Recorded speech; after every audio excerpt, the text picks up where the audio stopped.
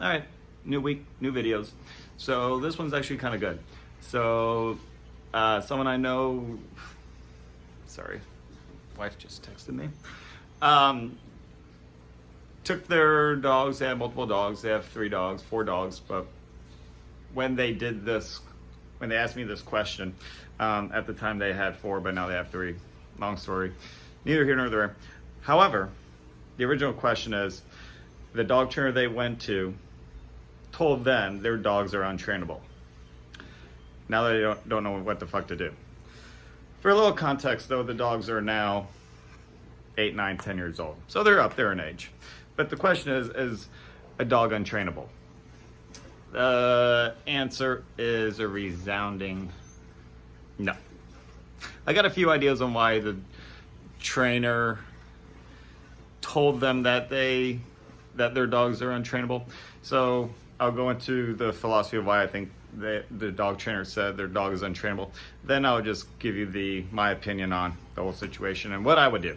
Okay, I actually did invite these people a certain remedy for all this, but where they take it, who knows? So, do I think the dog is untrainable? No. Here are 3 reasons why I think the trainer told them that their dog is untrainable. Again, for context, they took the dogs to a trainer who claims they train canine dogs. That's all I got. Okay, so I don't know what the fuck the deal is with all these people saying they train canines. I don't know if it's the actual general term canine, like as in, phonetically, canine, or they actually train canines as in police dogs, military type dogs, dogs that have a purpose for, protection and things like that, or are they just using it because it sounds and looks cool, on their heading. Who knows?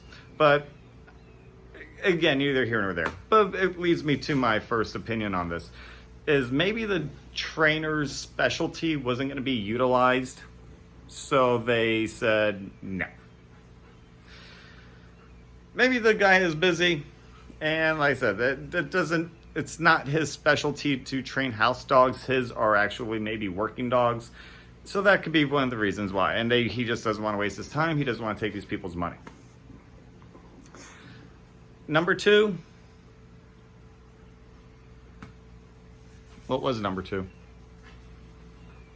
Shit. Alright, I think this was number 2. I could still be wrong. So if I am wrong, here's a bonus one. And if I remember it later, I'll go ahead and just write it in the comment section, okay, on the notes section, so you still have it. Number 2 was there was no problem to actually solve. When you go to a dog trainer, usually there is a problem or you have some direction on what you want the dog to do. So maybe there just wasn't enough specificity,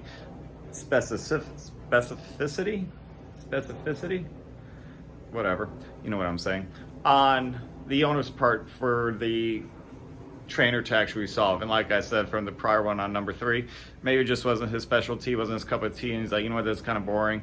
I train actual hardcore working dogs, not, typical house dogs. So maybe it just wasn't just for him. And like I said, there's no problem to have. It's like going to a golf lesson. If you have no problems, if you don't have any direction on what you want, then you're just leaving it up to the trainer. And if that's the case, any trainer worth their salt, any ethical trainer worth their salt is like, I'm not going to just take your money just to take it. I'm not going to just cast a check and just say you have a whole list of problems and I'm going to fix it when you really don't, or vice versa. I'm just going to say, hey, you know what? You have a good dog. Keep doing what you're doing. So could be one of those situations.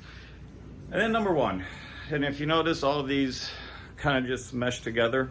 But number 1, the owners weren't coachable. Again, if the trainer is worth anything, if they really are in it for the love of the dog and not just trying to cash a check, he could probably, and if he has if he has some kind of experience in the bag, he could probably get a read on the owners and just say, you know what, rather than just saying them being blunt and direct, saying, you know what, I got your number already, you're just not coachable, rather than fight tooth and nail with you and giving you all the tools that you need, you know, even if you don't have any idea of what the dog is doing, or if you have no issues at all, and this is, or you do have issues and this is how you're going to solve it, but I just know for the fact that you're just not going to do it. I'm just not going to waste my time teaching you and coaching you so you can translate it to the dog. Because again, if he's worth anything, if he's got any self-worth, he's probably just going to say, you know what, I'm just not even going to bother. I might just say the dog is uncoachable, but for really, it's just you guys, and I know you're not going to do as I'm instructing you to do. I'm not even going to waste my time, so therefore, I'm just going to deem the dog untrainable. Have a nice day. Could be something like that too.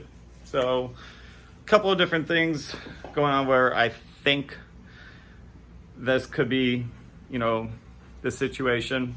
So any dog, any trainer saying that a dog's untrainable, go back to the original statement, I would say is false.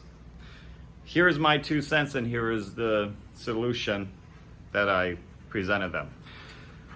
First and foremost, what do you want the dog to do? What is the dog doing that you do not want it to do? Okay? Because the dog doesn't know what it needs to do if it doesn't do something that is wrong. Okay? You know, I think I just listened to Matthew McConaughey somewhere talking about his biography, which I'm kind of interested in reading, so side note there.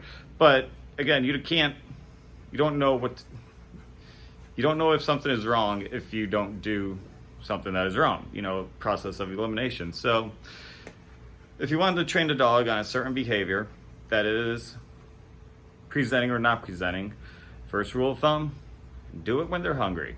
So if it's, you know, the boring stuff, sit, stay, go to, you know, bed, things like that, do it when they're hungry. Because the dog needs to eat, just like people need to eat.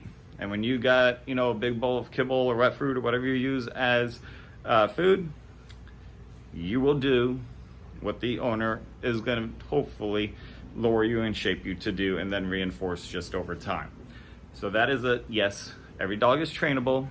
If you start early, great. If they're older, it's gonna be, might be some resistance, but the dog will still be able to be trained. Okay, as long as you're just doing it with the proper communication. Here's what I want. Again, shaping and luring with food. You know, let's have some fun. We can play with the ball afterwards. And then here's what I don't want you to do. And therefore there might be a correction, especially and it's in a time or place when that behavior is totally, you know, not needed, for lack of a better turn of phrase. So that's it. Okay. Sorry that this one's a little choppy and I just had a total brain fart, but it is what it is. I don't prep anything. I just go off the cuff. So that's as real as it gets.